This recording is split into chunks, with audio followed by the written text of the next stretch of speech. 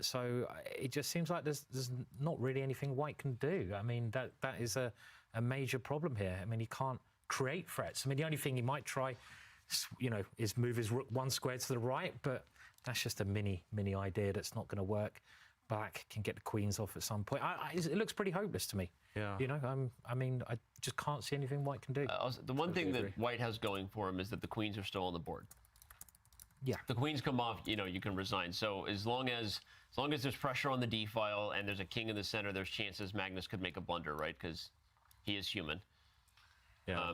The one thing I would do here, I mean, Magnus, he'll find a more sophisticated move for sure, but the one thing I would do is just defend everything. Just put a rook on c6 and say, you shall not pass, and just cover all of these pawns, and I don't see anything ever going wrong there, but he finds a maybe even stronger move, trying to force those rooks off the board. Simon, you said any trades help, and that seems to be the case, and unfortunately it's hard to keep this rook on the board, because if you slide it across, attack that black queen, the other move you mentioned, now a queen trade is guaranteed, and that will end the game. 2 extra pawns for black. Yowie.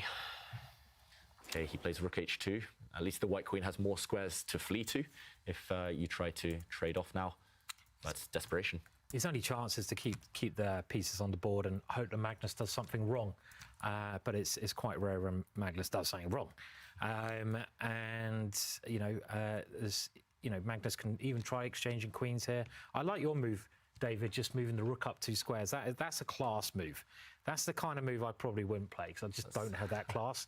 I'm kind of looking at forcing the issue, but just if your opponent can't do anything, as white can't really do anything, then just improve everything as much as you can. Defend things before you go into overdrive and finishing the game off. So, but yeah, there's many options here. Time though.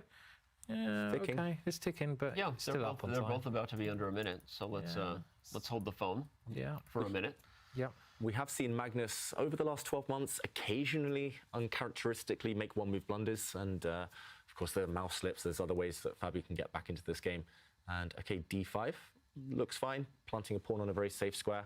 Still lacking ideas here for Fabi to break through. That white queen, it just needs to land somewhere on the queen side, somewhere behind enemy lines to give black a check, but still how to break through. I think d5 has a concrete threat. He wants to play knight e3, and Fabi didn't stop it. Because the knight was guarding d6, and so now you can go to e3 without queen taking, which forks the d1 rook and the c2 pawn. It's funny, he didn't... Looks strong, maybe he'll land it now. You couldn't even take that pawn with a bishop, because rook d4 was just game over immediately, so... he's dropping pawns like I drop ELO points, and and they're finishing it off in style. Take c2. Beautiful chess here. Very Queen nice. takes pawn. The white king has to move. What a game! And you can just go. You can do many checkmate things. in 3 now. Rookie 1. Rookie 1 is coming. Too many tempting options, aren't there? I mean, like you can. Fabi has resigned. What a finish. And with that, Fabiano Caruana goes down in game 1. Magnus Carlsen continues his